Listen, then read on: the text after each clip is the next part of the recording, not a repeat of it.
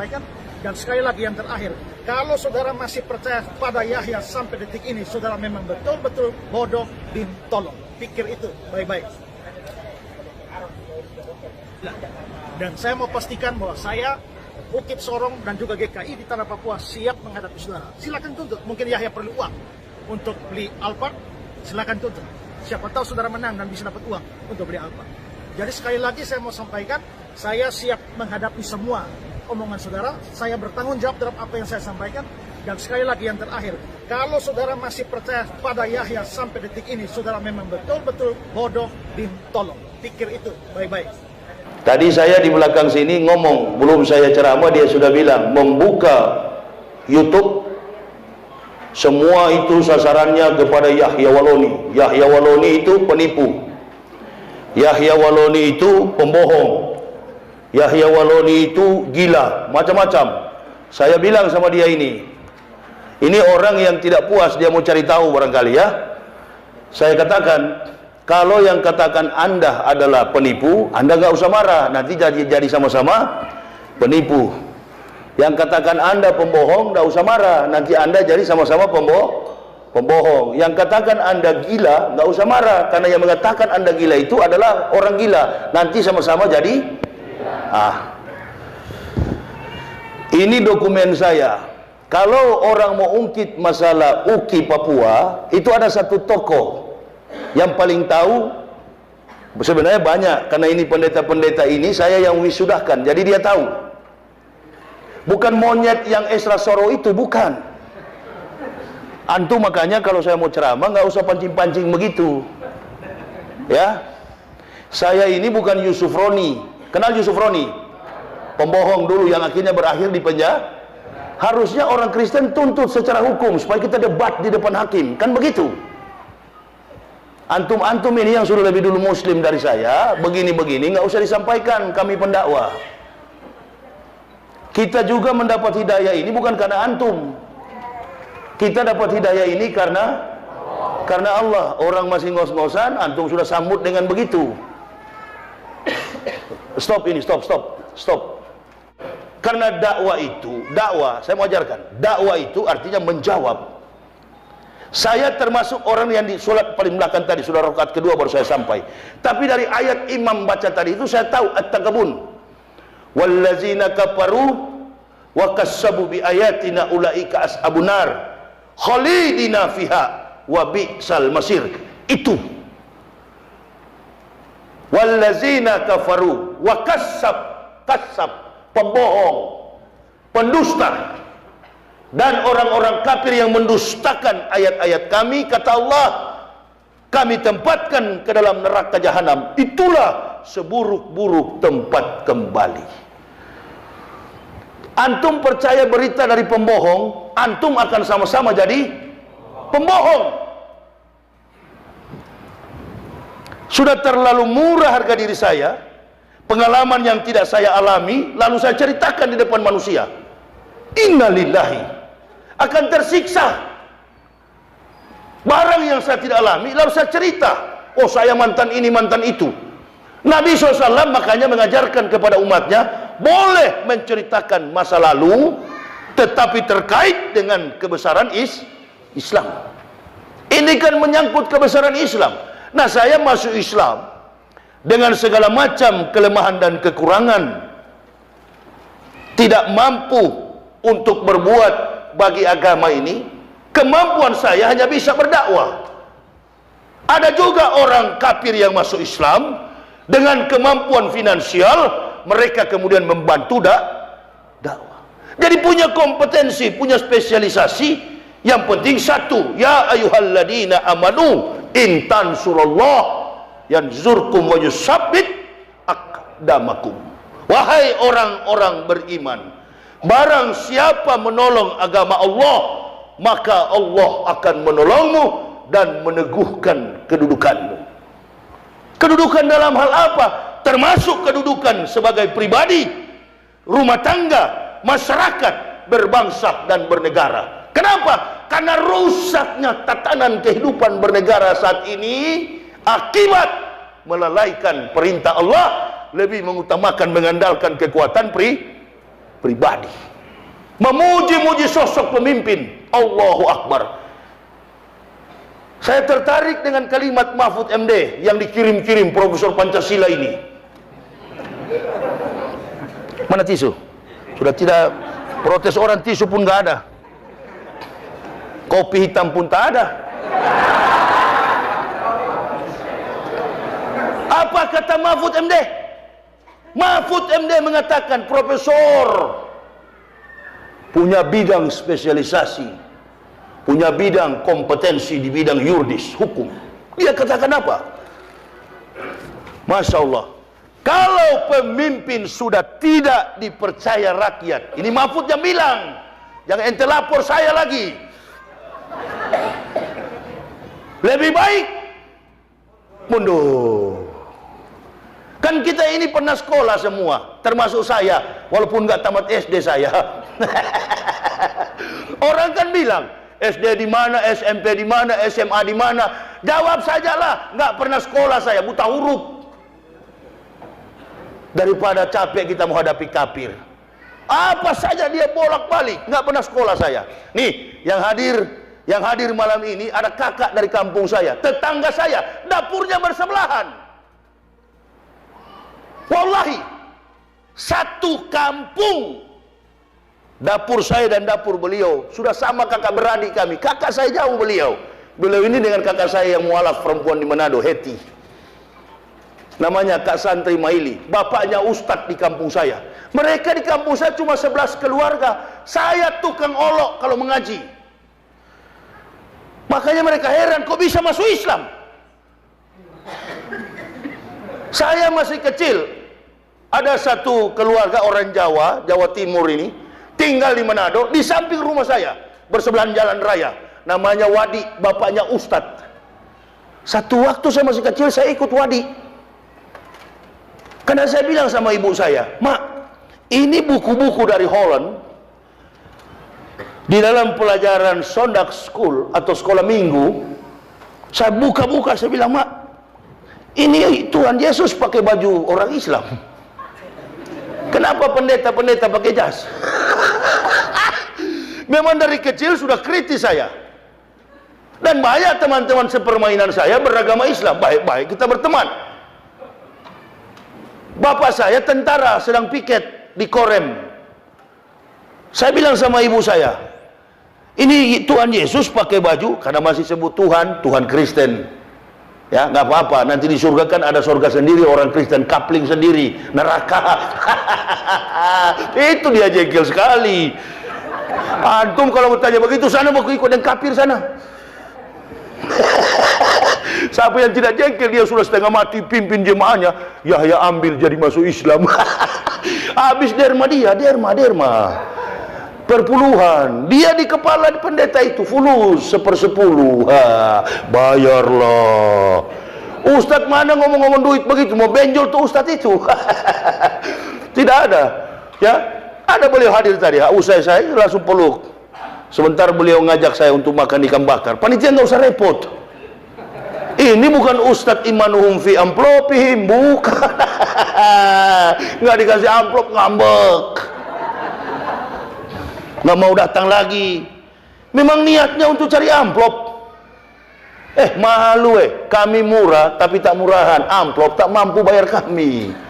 Ya, dengan logika sederhana, mana ada pendakwa dari Jakarta datang pakai mobil sendiri, sopir sendiri, dan sudah 13 tahun alhamdulillah sehat walafiat. Subhanallah, karena doa jemaah. Saya datang karena kecintaan kepada Islam dan jamaah. Itu beliau ini orang satu kampung, kakak saya jauh, bilang sama ibu saya, kok Yesus pakai baju orang Islam, pendeta pakai jas, bahkan sampai mati pakai jas. Tapatu dasi kupu-kupu, masya Allah, terkapar di peti mayat. Berangkat ke neraka. Mau kemana kawan? Oma saya waktu meninggal dunia, ini tuh mereka jengkel sekali. Sudahlah, kita berhenti yang kemarin-kemarin, sudahlah, kampret dengan cebong itu nggak usah lagi. Di masjid ini juga pasti ada cebong, ada juga kampret. Udahlah, stop itu, nggak ada urusan itu. Sekarang kita fokus karena kafir-kafir mau menyerang Islam. UAS dihantam. Ada urusan apa? Bukan masalah UAS saya bela. Yang saya bela adalah masalah Islam. Kau kafir, dikit-dikit ulama Islam. Hei, urus aja dombamu di sana, mau masuk neraka dan kau. Nah, baru bilang baru ada. Gelas kecil lagi, innalillahi. Air putih, bukan aku, bukan kopi, air putih. Sudah tertampak ini niat panitia di sini. Jadi kalau mau ukur keikhlasan panitia itu, suruh dia bikin kopi. Nah, itu. Kalau kopinya pahit, Allahu Akbar, amplopnya tipis itu. Tapi kalau kopinya manis, Allahu Akbar, amplopnya tebal itu. Ikhlas itu. Ustadz, minum kopi pahit dong. Iya, karena kau pelit. Saya suka manis. 13 tahun, Bu. Ibu tanya istri saya. 13 tahun, setiap hari setengah kilo. 20 sampai 30 gelas minum kopi. Lambung aman. Kalah si siapa tak gendong itu. Siapa? Mas Urip kalah sama saya jauh. 10 kali lipat di atas saya kalau minum kopi. Saya sehari sampai 20-30 gelas. Tanya istri saya, setengah kilo itu lewat. Gula, manis terus. Adakah saya penyakit lambung? Adakah saya terkapar di rumah sakit? Alhamdulillah, sampai hari ini nggak pernah mengidap penyakit gula. Yang lain takut-takut, jangan manis ya. Cukup sedikit aja gulanya. Kenapa? Jangan Ustadz, gula naik nanti. Sudah hati-hati datang ke masjid, kaki tinggal diseret-seret, tangan begini. Kenapa? Tidak pernah olahraga. Bukan masa olahraga. Saya olahraga juga, olahraga Arab. Nggak usah ragu dengan Islam. Maksud saya apa?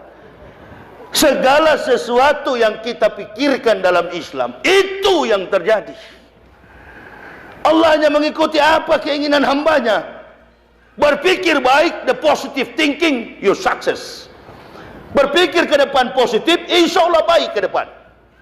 Tapi melihat fenomena kehidupan kita, baik dalam sistem bernegara, sudah menunjukkan, kalau boleh saya pakai, saudara saya punya kata, punya kalimat, saya pinjam istilah Rocky Gerung, sudah tidak ada lagi kehangatan bernegara. Ada apa? Karena ada 4 orang yang paling penting dalam kehidupan bernegara ini. Bahkan berislam pun ada 4 peran. Nabi katakan, Nabi sudah mengajarkan 1500 tahun yang lalu. Tertibnya dunia, kiwamud dunia. Tertibnya dunia, bi arba'ati asa. Bergantung kepada 4 orang. Masya Allah. Yang pertama, bi ilmi ulama'i. Ilmu para ulama. Jadi yang menertibkan dunia ini, memberi keteraturan, ketertiban, ketatanegaraan yang sebaik-baiknya adalah bergantung pada ilmu para ulama. Kenapa ilmu para ulama? Karena Al-Quran itu tidak bicara surga dan neraka saja. Di dalam mengandung fakta sains and teknologi. Perhatikan, saya uraikan secara sistematis, kontekstualis, teologis, dan rasional. Salah satu tokoh berasal dari Perancis, ahli kandungan. Dia menceritakan Islam dari asal usul penciptaan manusia. Siapa namanya? Profesor Dr. Maurice Buckley, yang terkenal dengan bukunya yang berbahasa Perancis, French, La Coran, La Bible, at La Science Moderne. Bible dan Quran memandang ilmu pengetahuan modern. Bukan satu bundel 6.666 ayat, bukan 30 juz, bukan satu kalimat, bukan satu ayat, tapi satu kata dalam kamus perbendaharaan Arabik, dan kemudian dia perhatikan di dalam isi kebenaran ayat suci mampu ditafsir secara saintifik. Ini yang namanya kitab suci.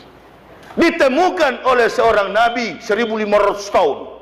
Maurice Buckley mendapatkannya sekarang. Apa itu?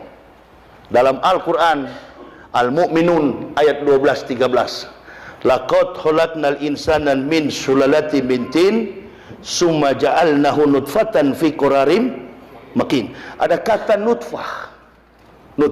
Dan memang setiap ayat itu relevan. Di Al-Mu'minun ada, di Al-Insan juga ada.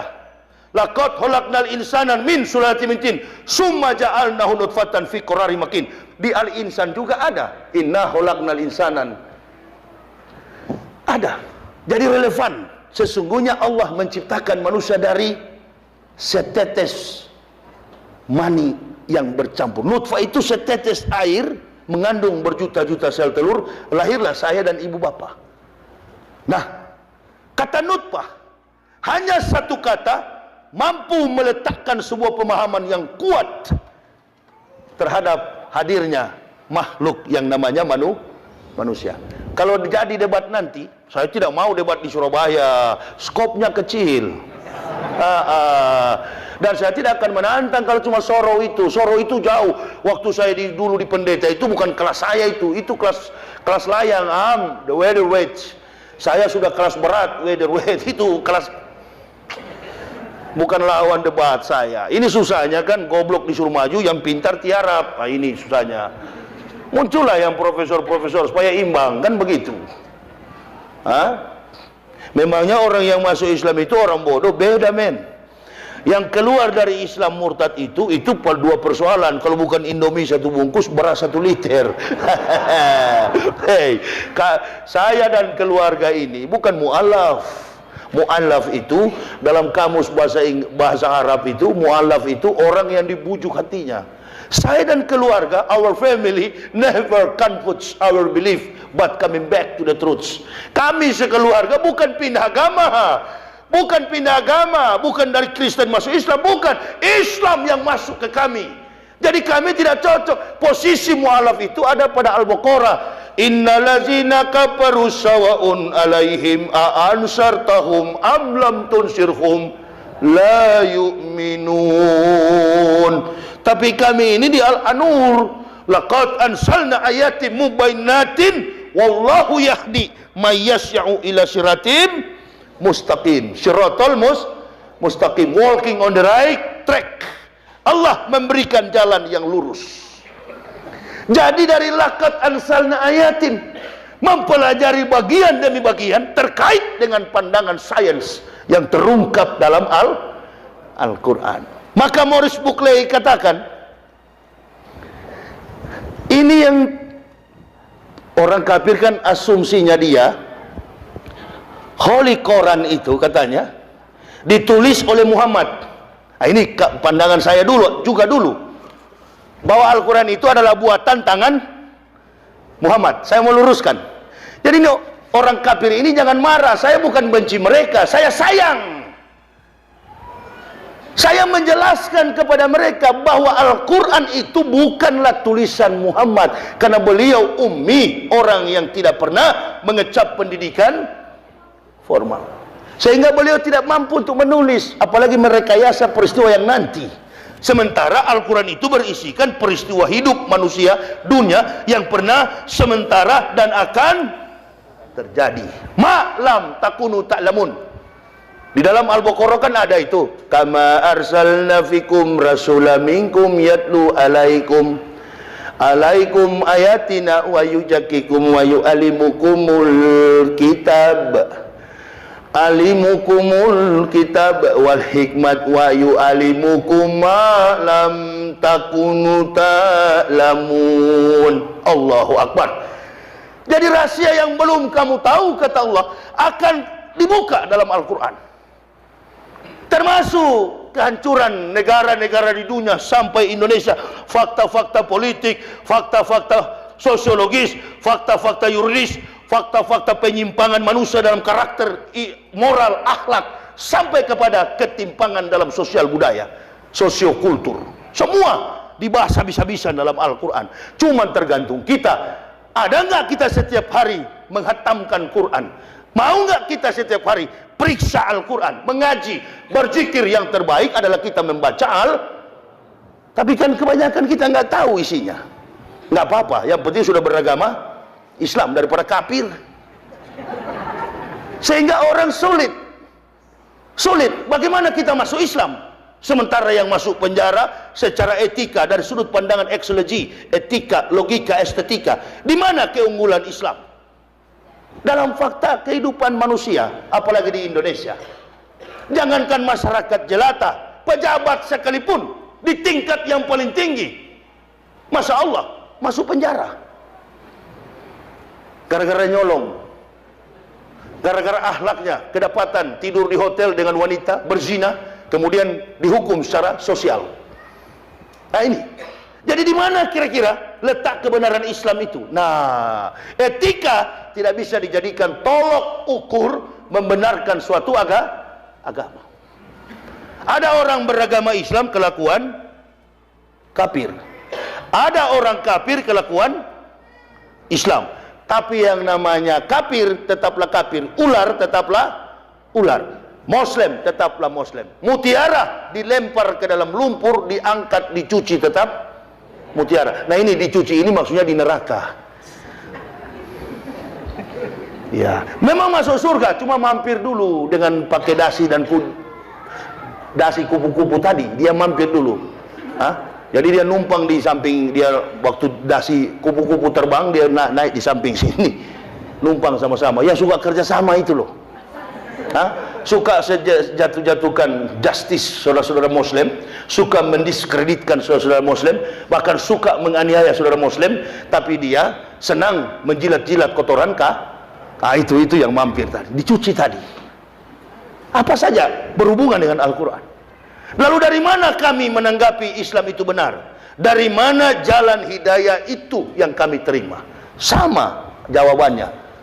Laqad ansalna ayatin mubayyinatin wallahu yahdi may yas'u ila siratim mustaqim. Kata Allah, sesungguhnya kami sudah menurunkan ayat-ayat yang memberi penjelasan, dan Allah memberi petunjuk kepada siapa yang dikehendaki ke jalan yang lurus. Makanya ibu bapak jangan heran, banyak mendapati orang masuk Islam cuma mau kawin. Betul? Betul apa betul? Iya apa iya? Hari Senin masuk Islam, Selasa kabur lagi. Karena yang diincar-incar syahwat. Jadi masuk Islam itu cuma ikut-ikutan. Asal birahi syahwat terpenuhi, sudah. Nah ini kata Quran surah Yusuf 53, wa ma ubari'un nafsi inna nafsa la amaratun bisu'i illa ma rahima rabbi inna rabbi ghafurur rahim. Sesungguhnya kata Juleha, nafsu menyuruh aku kepada kejahatan, kecuali nafsu yang telah diberi rahmat oleh Tuhan. Artinya rahmat apa? Di dalam Islam setiap tahun ada puasa. Sama dengan mobil ganti oli.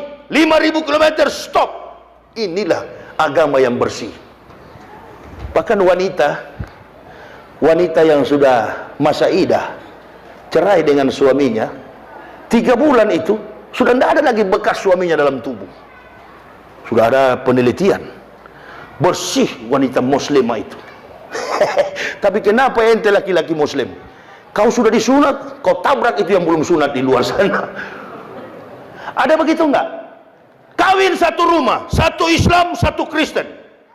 Jangan kawin dengan orang kafir. Kenapa? Karena kita sudah disunat di khitan. Itu syarat yang paling berat kafir mau masuk Islam. Sudahlah, sebenarnya banyak pendeta-pendeta mau masuk Islam, cuma dia takut itu disunat. Itu yang dia pikirkan. Sama dengan saya dulu. Saya pingin ke masjid, pamit sama ketua MUI Kiai Haji Yusuf Yamani, Kiai saya mau ke masjid. Tunggu dulu kawan, ente kan rong hautnya belum dipotong. Oh jadi sunat dulu Kiai? Iya Pak, ya pikir ini seperti di gereja.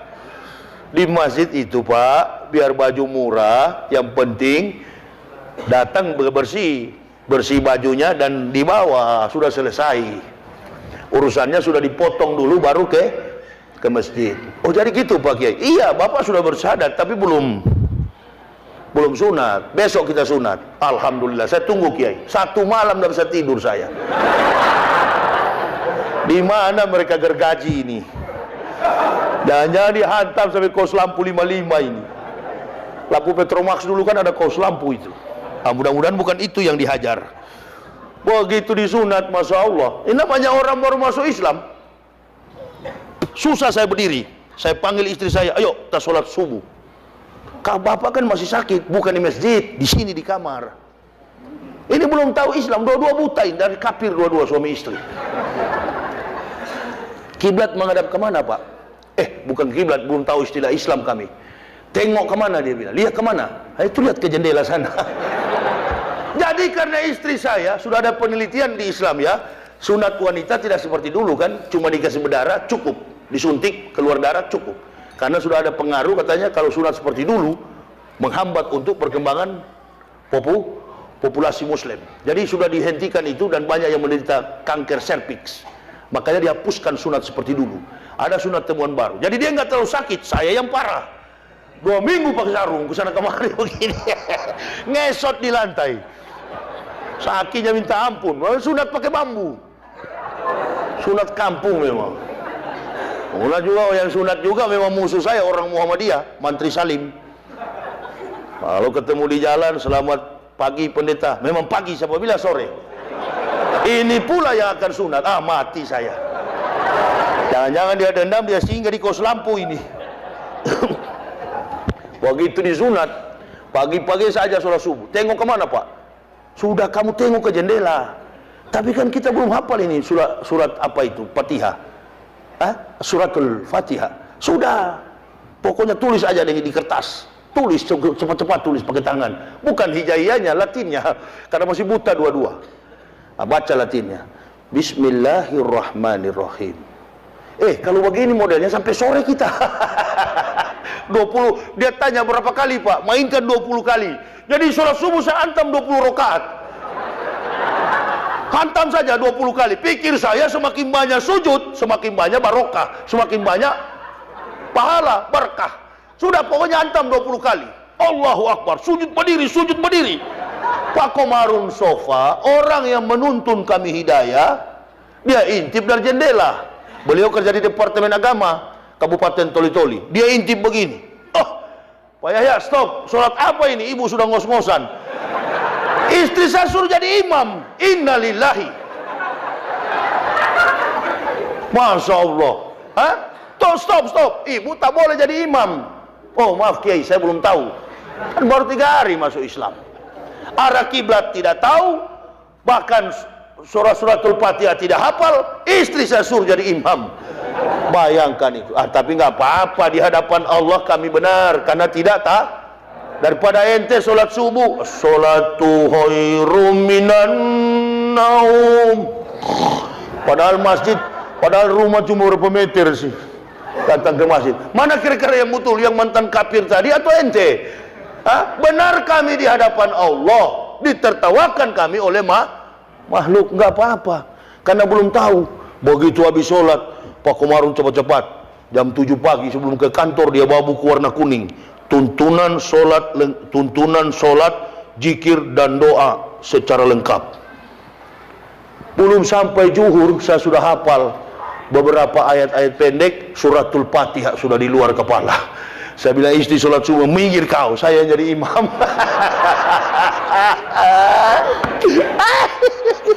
Sampai sekarang mudah untuk memahaminya.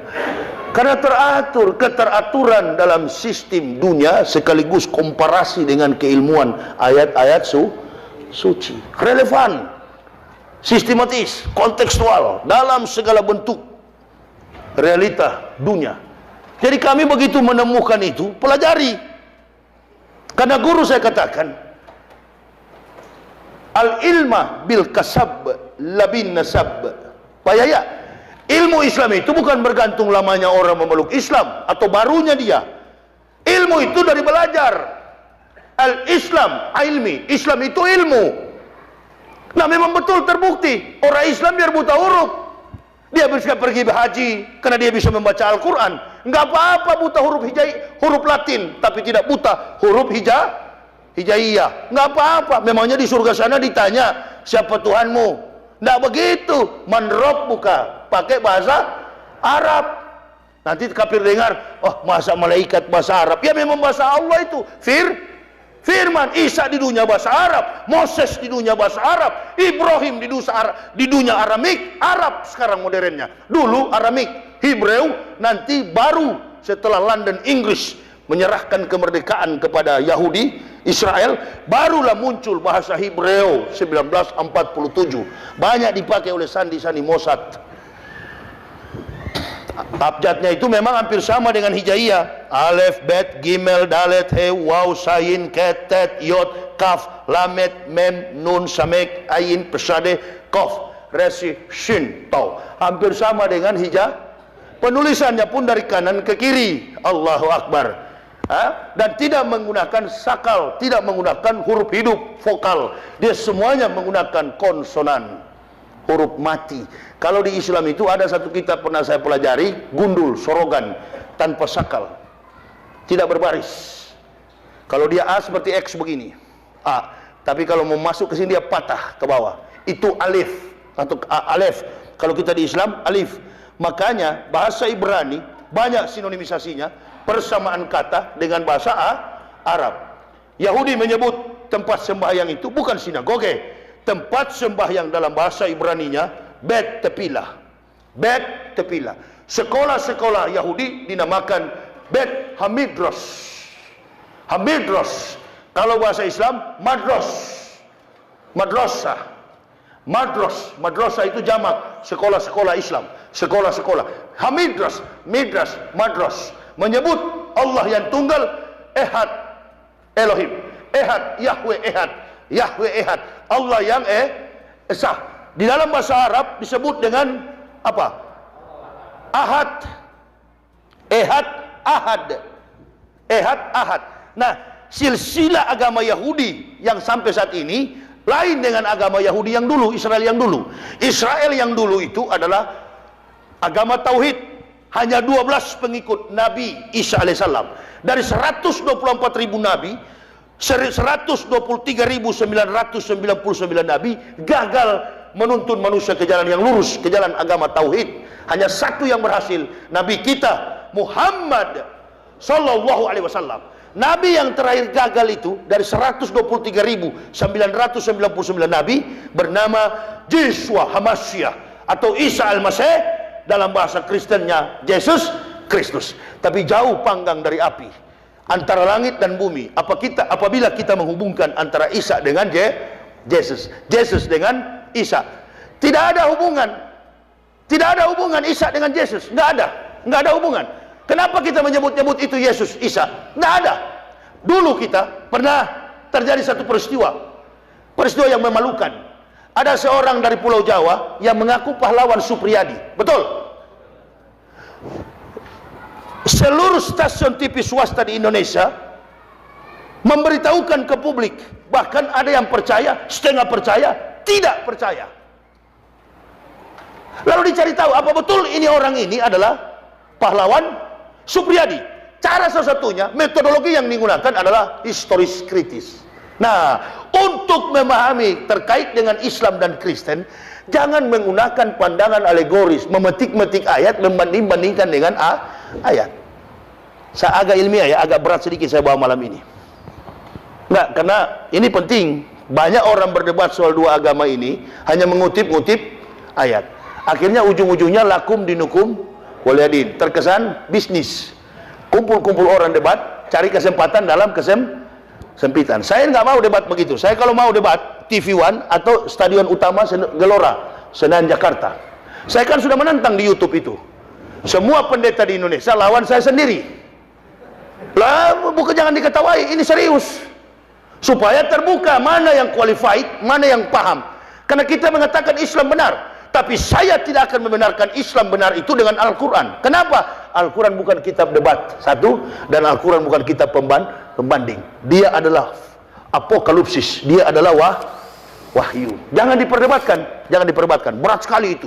Itu nggak bisa, profesor pun belajar dari Al-Quran. Semua realitas dunia ini bersumber dari Quran. Jangan dipakai debat itu. Bodoh kalau kita pakai debat itu. Nah, saya pukul cepat-cepat.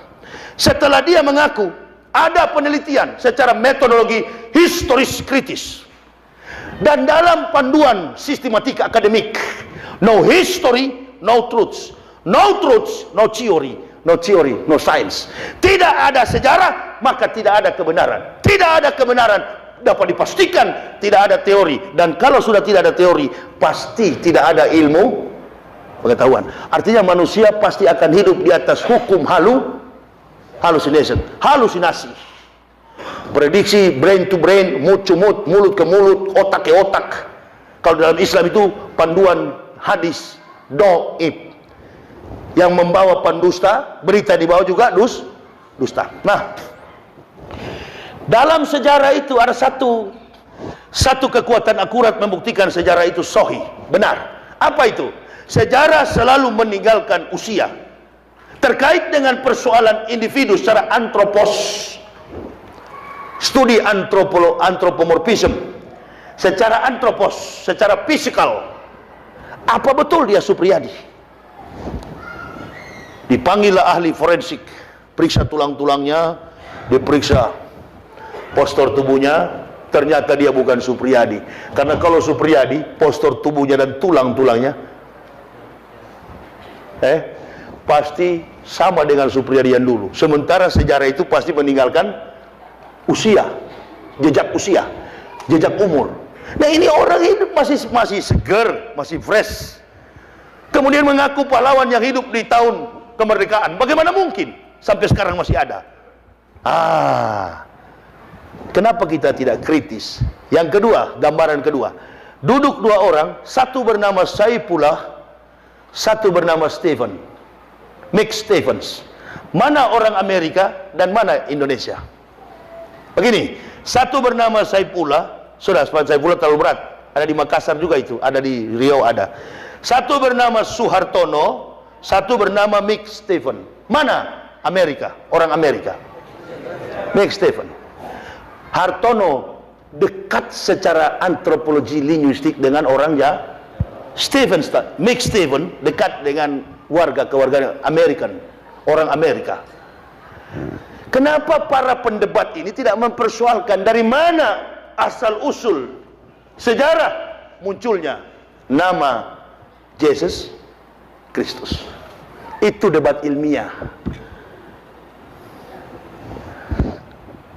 Saya sering pakai karena saya lihat di masjid banyak orang pemahamannya menengah ke bawah. Saya sering bilang bahasa gamblang, bahasa simple logic. Di zaman Nabi Muhammad saja dari Makkah dan Madinah, Masjidil Haram, Milal Masjidil Aqsa, sampai ke Masjidil Aqsa, nggak ada foto Nabi Muhammad dalam masjid. Sampai di Masjid Muhajirin Kota Surabaya, adakah? Nggak ada. Foto Nabi Muhammad berkuda, nggak ada. Foto Nabi Muhammad masih bayi, nggak ada. Simple logic, logika sederhana. Karena eksologi itu meninggalkan 3 bekas: etika, logika, estetika. Memang saya mau gulung kalau debat itu. Adakah foto Nabi Muhammad? Nggak ada. Kenapa?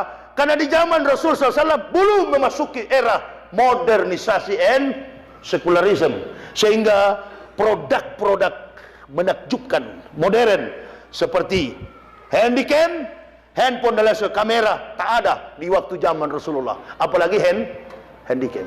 Bagaimana mungkin di zaman 576 tahun sebelum Muhammad sudah ada foto? Tunggu, serius ini, serius.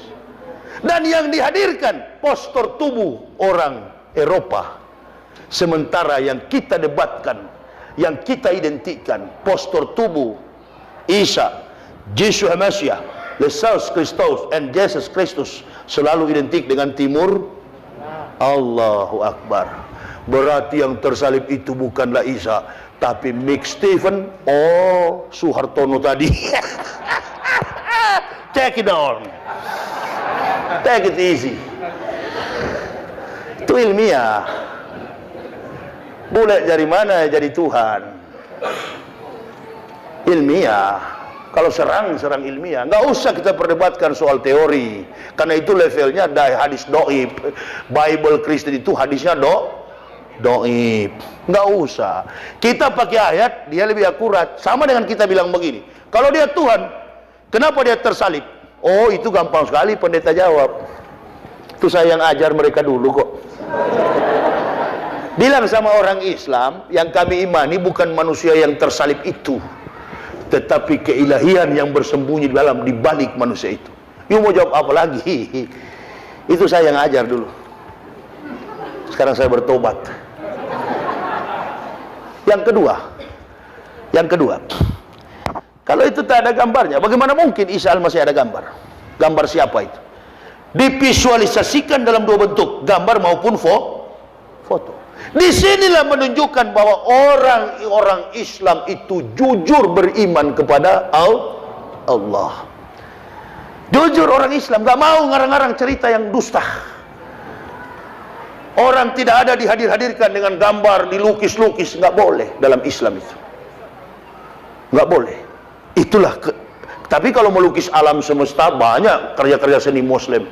Menggambar bapak kita, menggambar anak saya juga yang kuliah di planologi, yang perempuan sekarang kuliah di Bandung itu, dia lukis wajah saya mirip sekali dengan saya. Memang dia pelukis. Saya nggak marah. Tapi saya bilang, jangan kau lukis Nabi Muhammad nak ya. Oh enggak pak, musyrik itu. Alhamdulillah, baguslah. Ini kita masih SD. Encik mau ajar kalian semua ya, tolong gambar wajah Tuhan. Allahu Akbar. Ini masih SD. SD Kemim 25 saya, SD gereja. Dulu lukis gambar Tuhan. Teman saya ada yang bengkok begini, ada yang Masya Allah. Coba, kalau dalam Islam itu olok-olok enggak itu kira-kira? Olok-olok. Sama dengan aktor film. Mari buka cakrawala kita. Aktor film, habis dia bikin action dalam sebuah tayangan film, satu episode, kemudian dia kembali duduk biasa-biasa, ketawa-ketawa. Bagaimana action saya tadi? Good job, bagus, kata sutradara, produser. Good job, bagus sekali. Pekerjaanmu, actionmu tadi mantap. Nah, apakah keselamatan itu hanya berupa action? Artinya turun ke dunia, pura-pura mati, naik lagi ke sana. Nah ini, kalau di Islam kan tidak. Peluang untuk mentuhankan Isa Al-Masih justru lebih berpeluang di dalam Al-Quran. Saya sudah baca. Isa Al-Masih, kata Al-Quran, adalah orang yang terkemuka di dunia dan akhirat.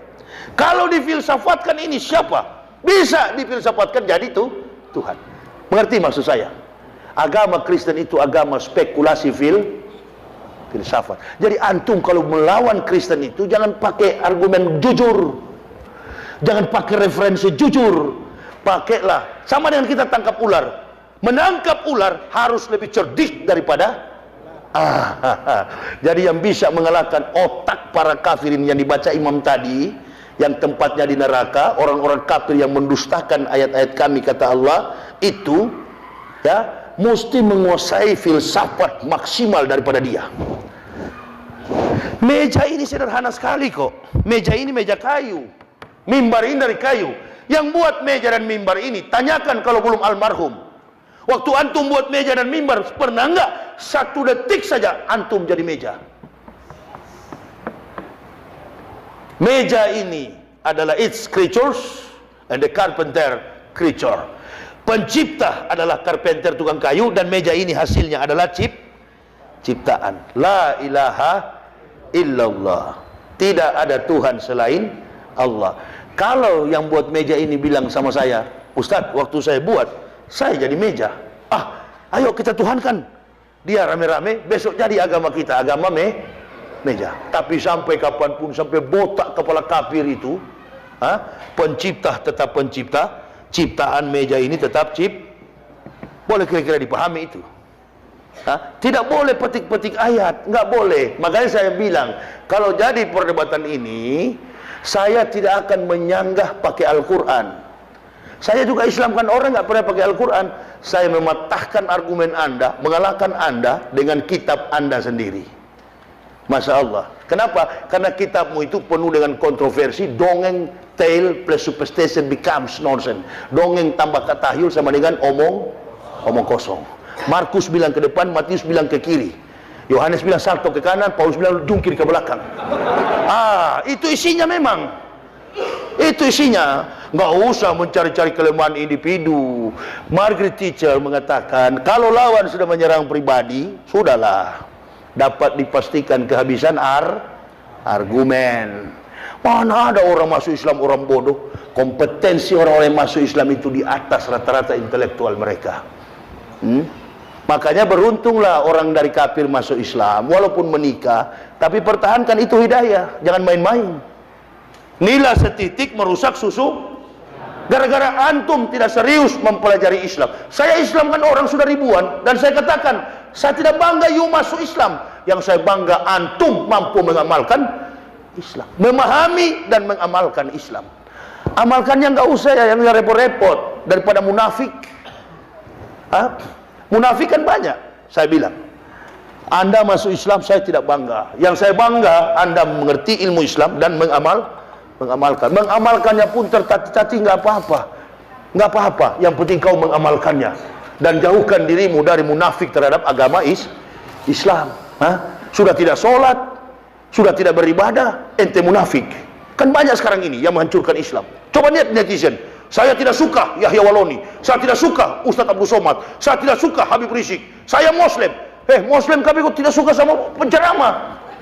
Muslim kau mengaku Muslim, bukan Muslim kau lebih kafir daripada kafir. Orang kafir mengatakan agamanya benar, bagus, bagi saya bagus, berarti dia jujur.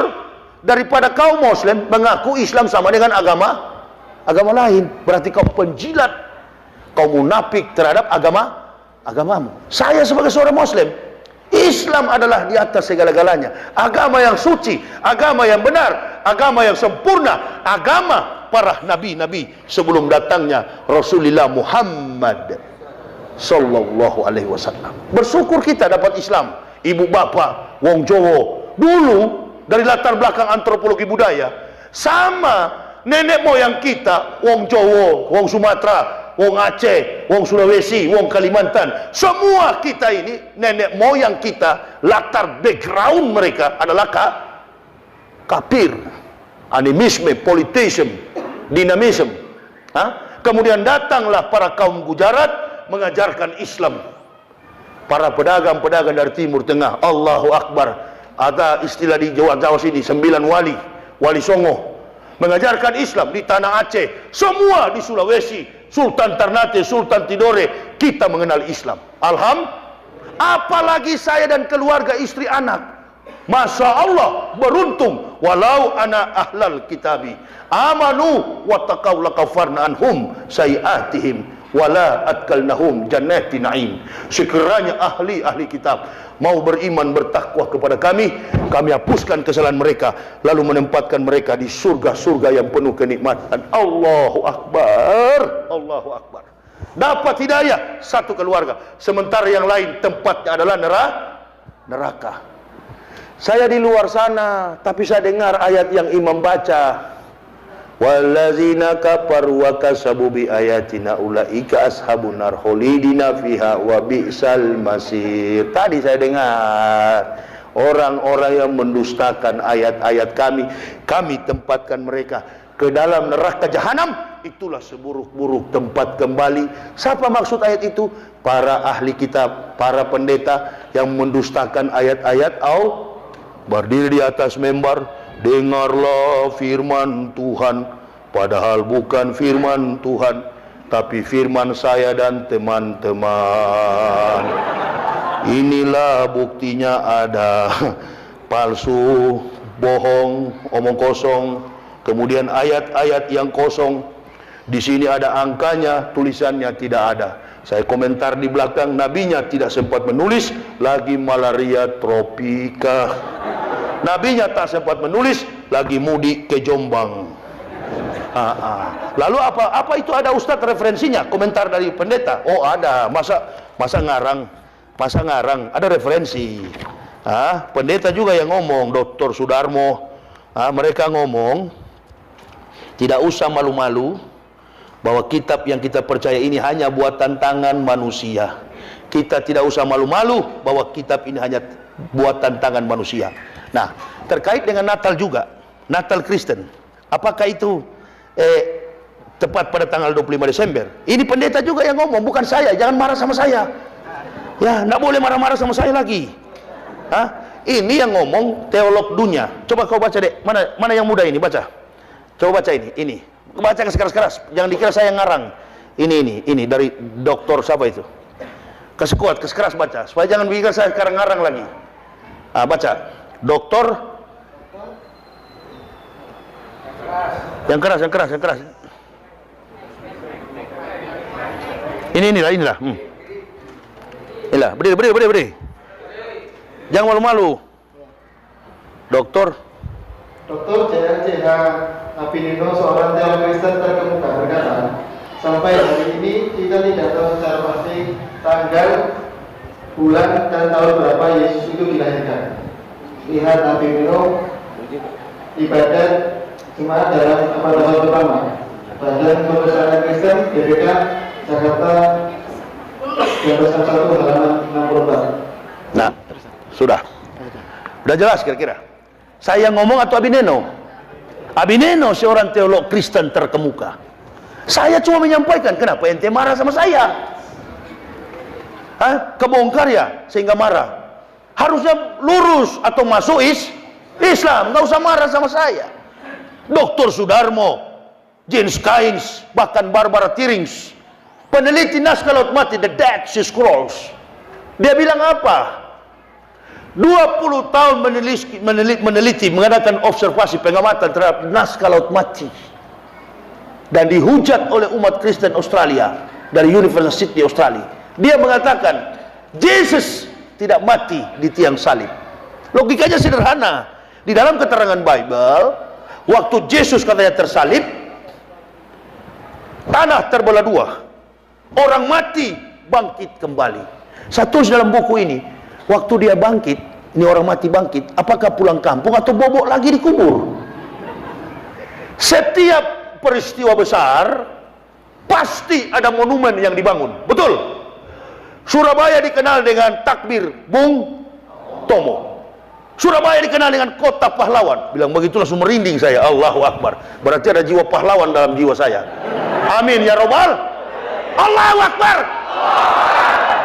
Bung Tomo. Di Solo ada, bukan itu. Ada Soekarno yang lagi membaca, memberikan pandangan ironis bahwa kita harus banyak membaca, karena di kemudian hari akan ada pemimpin yang tidak mau. Itu yang maksud ibu di belakang. Membaca supaya wawasan luas.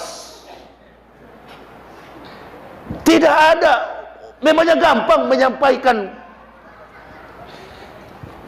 menarasikan, kemudian mengkalkulasi setiap kalimat-kalimat, bahkan dalam perhitungan matematik isi daripada Al-Quran.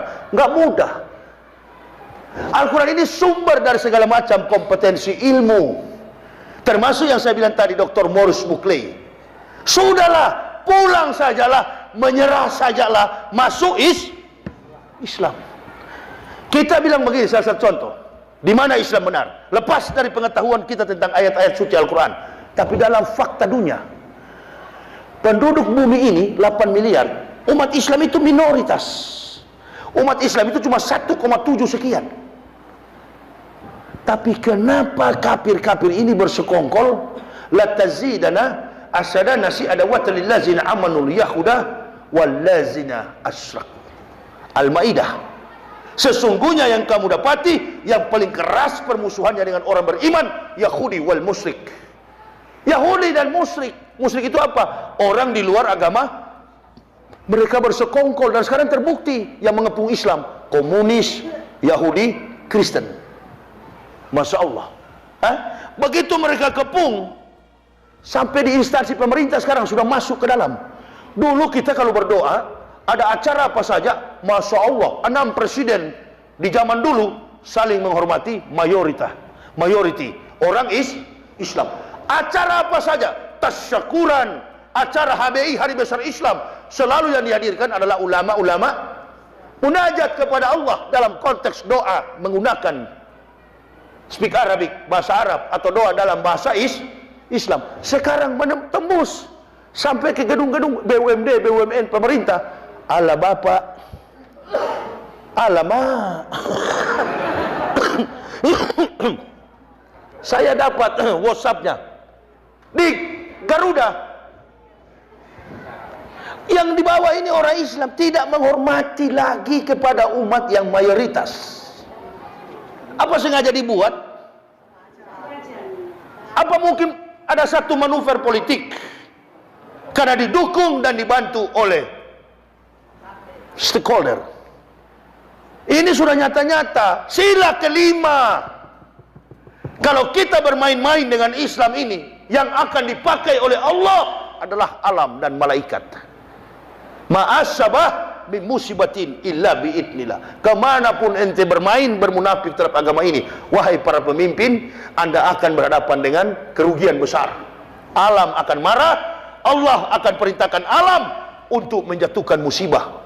Coba Ambon, Serang, belum itu baru biasa. Kemudian ada lagi tadi ancaman, Indonesia ini, pantai selatan Jawa, bukan lagi prediksi tapi ancaman 9,8 skala Richter.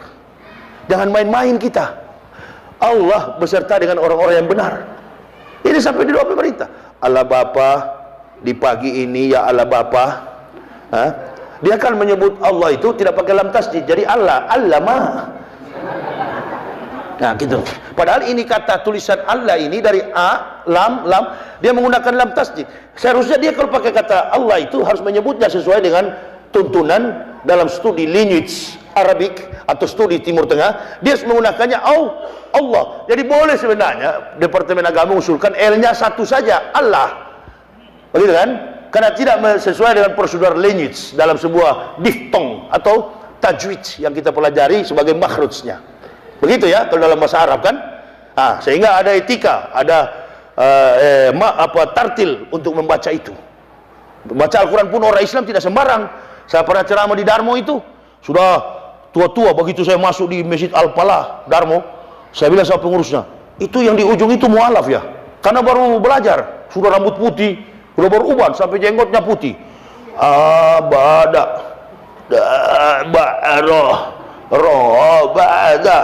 Saya tanya, itu sudah dari mualaf ya? Bukan Ustaz, itu mantan kepala ini, kepala itu. Sudah orang Islam baru Iqra 1, untung belum mati. Baru Iqra 1. Waktu jadi pejabat sibuk nyolong, lupa belajar Masya Allah. Di situ kan paling banyak ribuan mualaf di Darmo itu. Setiap hari Minggu jam 8 kalau nggak salah itu, hari Ahad pagi itu ada pertemuan para mantan-mantan kafir. Puluhan ribu di situ mengislamkan orang Kristen. Masjid Al-Falah Darmo. Ya di ujung saya kira mualaf, bukan mantan kepala dinas. Waktu di dunia sibuk nyolong. Inilah munafik-munafik. Dia kalau masih tugas begini, Allahu Akbar, pakai Irjen Pol, pangkat Jenderal Angkatan Darat. Wah, waktu dia masih aktif, mana sih? Berapa kok? Ini sekian M. Siap kok. Gereja kami jaga, dia kami injak-injak. Saudara Muslim dia injak. Mun. Jangan kasih jelas, karena ada leak sekarang ini. Jangan jelas ya. Ada 3 kelompok sekarang. Kaf, mus, mun. Kaf itu kafir, mus itu Muslim, mun adalah munafik. Sudah bos, siap. Nanti kami maju. Kami jaga gereja. Wah, loreng baret miring begini, SD tidak tahu. Saya di Solo juga ada yang jaga baret miring begini, baret merah. Jangan bakar bendera tauhid ya. Enggak Ustaz. Siapa dia? Kokam. Kokam bukan kokam kan baret merah begini. Siap, jaga gereja. Abdullah, siap. Nah, ini nasi bungkus. Isinya tai kau makan itu. Banyak pemakan tai. Karena di hadis Nabi, orang munafik itu makanannya tai. Begini, Rasul katakan, yang aku khawatir dari umatku adalah apa yang masuk dari mulutnya, disimpan ke dalam perutnya, maka harga manusia itu tidak lebih daripada apa yang keluar dari perut. Apa keluar dari perut itu sampah ya? Feses, tai. Hitler Nazi bilang, waktu jenderal 4 bintang jenderal disebut dengan The Desert Fox, jenderal padang pasir yang dia mati, disuruh pilih oleh Hitler. Goebbels yang datangi dia, namanya Jenderal Rommel. Jenderal ini ahli perang. Kalau kita Sudirman, ahli strategi perang. Jerman tak pernah kalah karena dia ini, Rommel ini. Kenapa? Dia ahli strategi perang padang pasir. Sehingga disebut dengan gelar The Desert Fox, rubah padang pasir. Nah, ketika mau dieksekusi mati, Allahu Akbar, disuruh pilih oleh Hitler, you minum cyanide atau disidangkan secara mahkamah militer. Dia bilang minum cyanide aja. Kenapa? Karena dia munafik terhadap Hitler, dia berkhianat. Muncullah kalimat Hitler, orang pengkhianat, orang munafik seperti lalat di atas peses. Dia berputar-putar di atas tai, yang dia makan adalah banyak pemakan tai di akhir-akhir ini. Saudara muslim ditelan mentah-mentah, dia cari muka sama kafir. Sudah bos, sudah ini darahnya baru saya cuci. Sudah selesai. Terima ini. Masya Allah. Mahasiswa demo ngomong di YouTube, disinyalir. Di balik gerakan mahasiswa ini ada Islam radikal. Ente ngomong Islam radikal, ente agama opon toh. Betul apa betul? Setelah sudah berdarah-darah baru pura-pura datang basuh, sapu. Hidup manusia itu biar tak punya apa-apa dalam rumah tangga, nggak makan apa-apa. Iya Bu ya, Bu. Apalagi ibu-ibu sekarang ini kan udah tenang jiwa mereka. Begitu Jokowi dilantik kan sembako murah semua sekarang. Iya Bu ya. Karena itu coba lihat, alhamdulillah katanya. Ya Bu, iya Bu ya. Itu isi saya bilang gula 2.000 sekilo, ya Bu ya. Minyak goreng 4.000, ya itu alhamdulillah katanya. Iya katanya, masya Allah ya. Pengangguran juga insya Allah digaji. Tunggu aja sampai ayam kencing kalau dapat itu.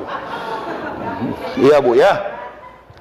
Bu, kita ramaikan aja masjid dengan itu ya Bu ya, dengan dakwah Bu ya. Bu, kita ramaikan masjid dengan dakwah ya. Ini yang paling banyak ini kalau hadir di mana-mana ini. Ibu suka dakwah yang keras atau lembek Bu? Yang keras, masya Allah. Panjang atau pendek ceramahnya? Panjang dan keras, itulah Bu ya. Jadi saya kira, masya Allah, ini Islam ini susah dibanti. Metro Tipu pun sudah akui, Metro Tipu di bulan Ramadan kemarin, dia hitung, masya Allah. Kita bangga, bukan Kalimantan yang kaya, bukan Riau yang kaya, bukan Aceh yang kaya, bukan Papua yang kaya. Jangan salah kita, jangan salah. Yang kaya adalah umat Islam. Coba sumbangsi finansial terbesar bagi negara ini. Metro Tipu hitung, setiap tahun 200 bahkan 200 lebih miliar sumbangan orang-orang mengadakan ibadah belum lagi himayatan lil hajj wasadaqah wa'dah, ibadah haji. Allahu Akbar, nominal yang masuki triliun, 92 triliun, entah kemana sekarang. Wallahu a'lam bishawab. Ya Allah, jangan dulu hukum negara ini ya Allah, pertahankanlah.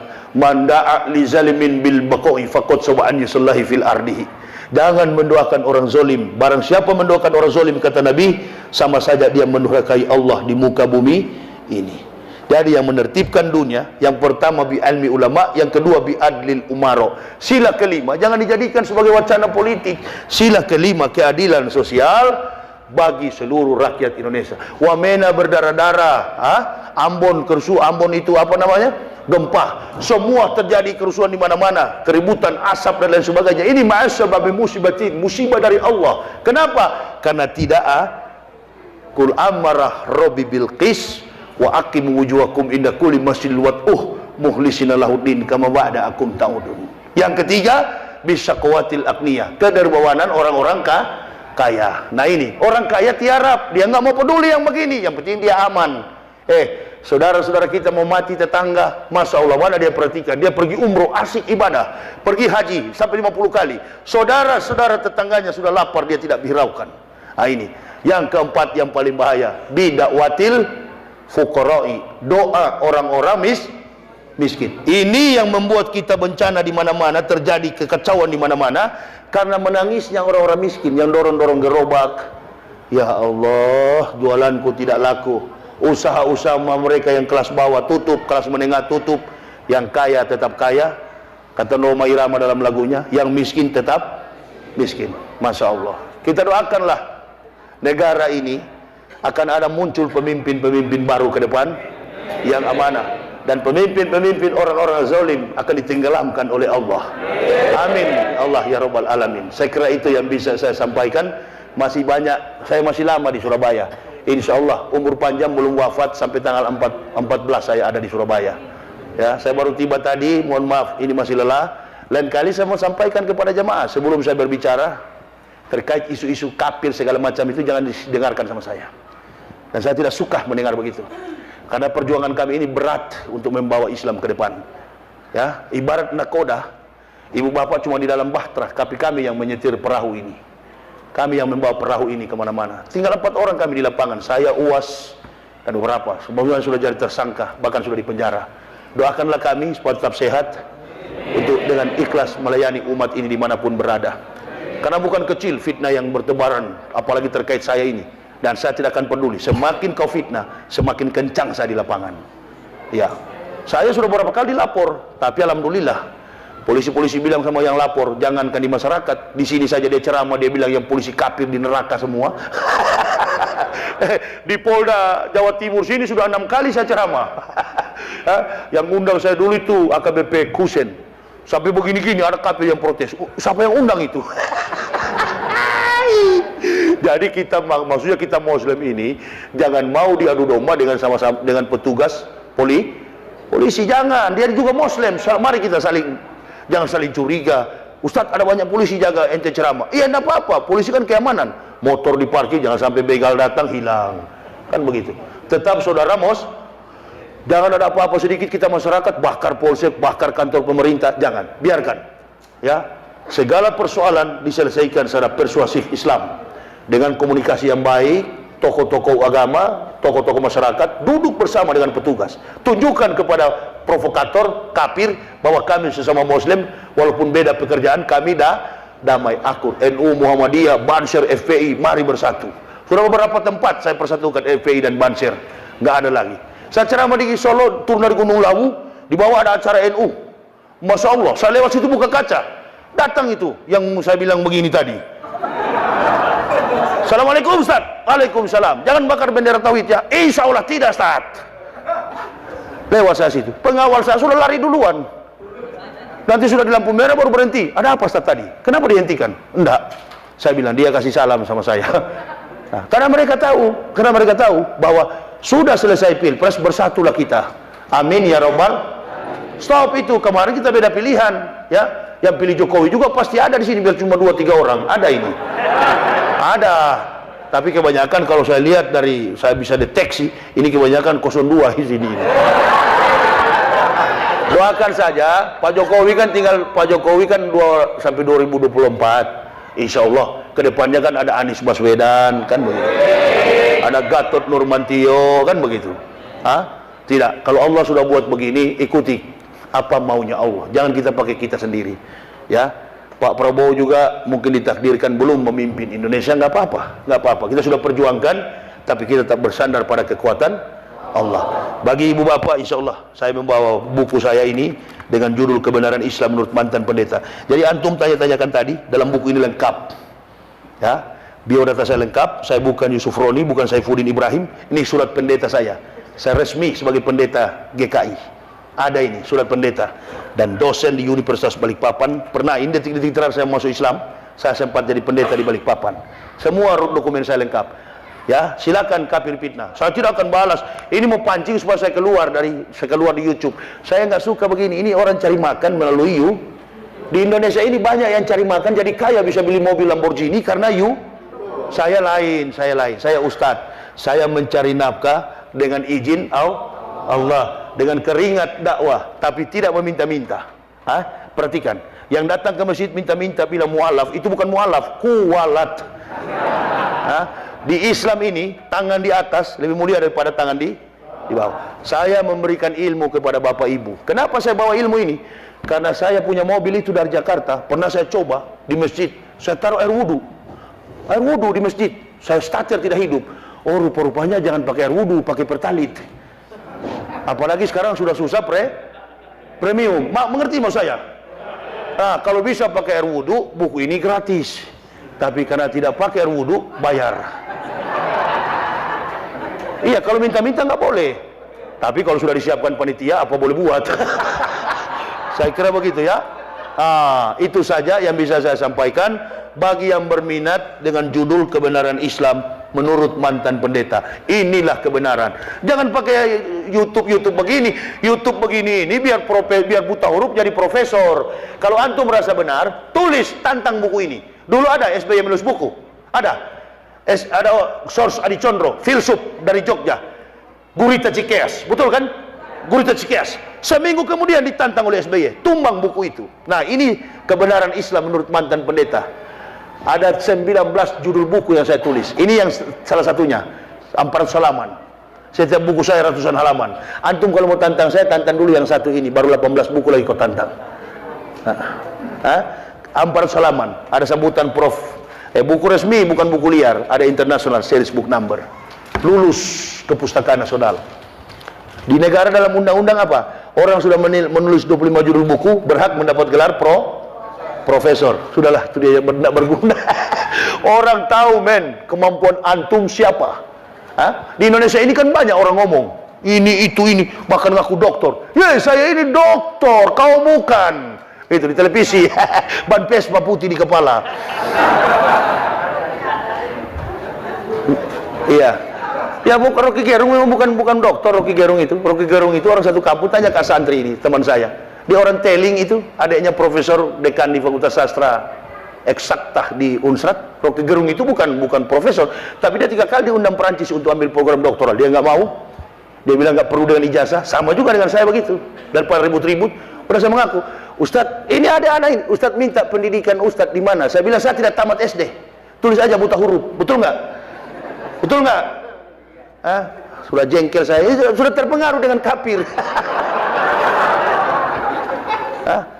Kok bisa nggak tamat SD tapi bisa jadi dosen ya? Nggak tahu kenapa begitu.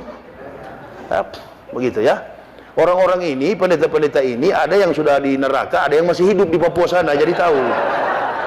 Dia yang ngomong-ngomong ini kan bukan dari Papua, yang ngomong-ngomong ini kan dari NTT. Dia nggak puas saya bilang bukan dari Papua, dia pergi ke Papua, cari muka di Papua.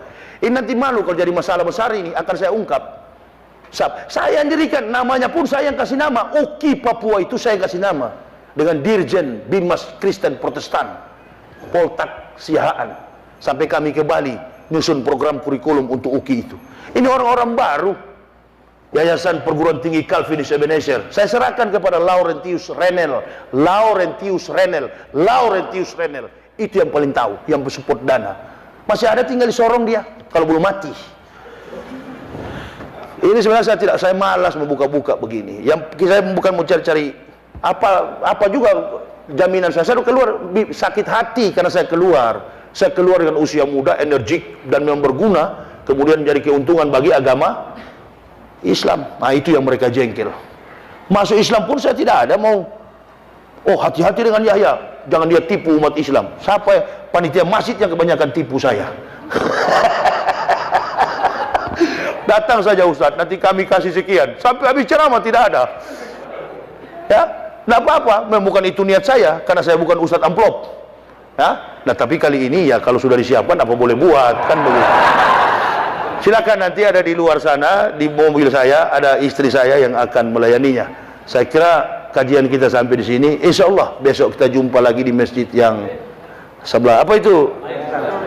Erwin, Nurul Islam. Jauh lah sedikit dari sini. Sekali lagi, hati-hati bicara. Kami ini tidak mudah pekerjaan kami ini. Berat sekali tugas dakwah ini, apalagi di tengah fitnah begini. Saya kira ini yang bisa saya sampaikan. Terima kasih atas segala perhatiannya. Usikum wa nafsi bitaqwallah. La ilaha illa huwa 'alallahi falyatawakkalul mu'minun. Wassalamualaikum warahmatullahi wabarakatuh.